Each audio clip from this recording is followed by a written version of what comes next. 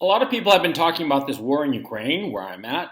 A lot of people have been talking about the various sanctions and all the rest of it and the economic effects. And I think that people aren't realizing what is going to happen over the next 6 months.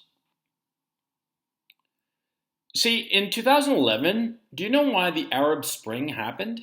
All those revolts back in the day? Hmm? They happened because the prices of food went up just a little bit, okay? Not that much. But it was enough to spark a huge revolt among the people.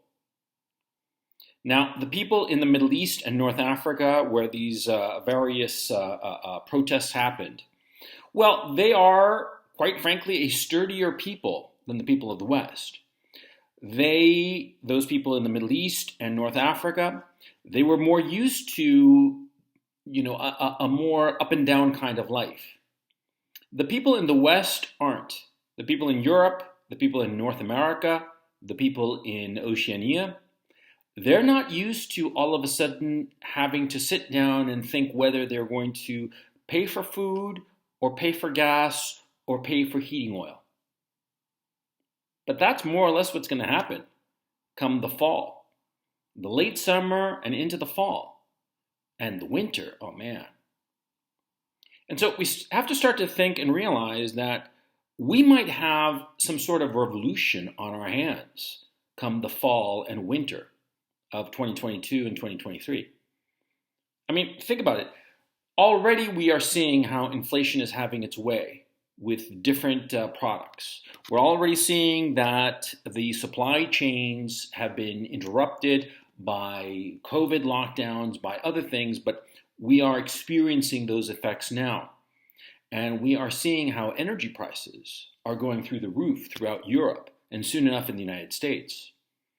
We're seeing this, and slowly but surely. It's like, have you ever seen a tsunami? A tsunami, you watch the movies and you think that it's an enormous wave that crashes on you, but it's not. When you actually look at a tsunami, a real tsunami, you know what it is? It's sort of like, you're standing on the beach or near the shore, and the water starts to just flow in. It's not like a big wave. It's not like, oh my God, the wave is coming. No, not at all. It's just like water just starts going inland and just more and more of it.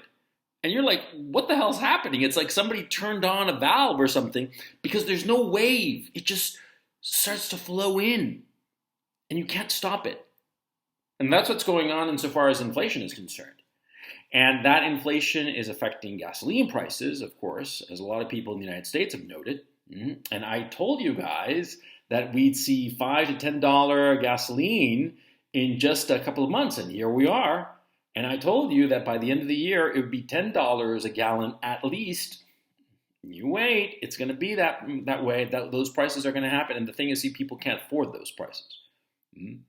And they're going to go to their boss man and say, boss man, I need more money. And they're not going to get a raise. See? In fact, it might be that they lose their job. And all of their investments, retired people who are counting on their investments and a stock market that always, always, always goes up, well, that's over. We can start seeing a revolution in the West. When people don't have enough money for the basic necessities and food, they start to revolt. Look what happened in the Arab Spring. And it's one thing when prices rise marginally, just a little bit, and it's sort of like, Jesus, man, prices are going up and that hurts, but okay, I can deal with it. But if month after month they keep rising, a revolution is coming. And you got to pay attention to history. Because you see, in every revolution, it's always food. Political action only comes when people are hungry. Have you ever wondered to yourself why in the United States there's never been like a real revolution since the end of the Second World War? Well, it's because all those bellies are full. Look at the obesity problem in the United States, man. Yeah. People stuff their faces and it calms them down. But when people don't have enough money for food, don't have enough money for transportation, don't have enough money for heating, don't have enough money for rent or their mortgage payments, things change, and they change very, very fast. And you're going to start seeing a lot of the powers that be, as they are called, doing all kinds of things to stop the revolt. The revolt is coming. It's coming in the West, and it's going to get ugly, real ugly.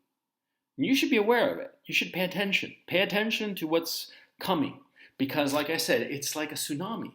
That water is just going to slide in, and all of a sudden it's going to be more and more and more until everybody's drowning.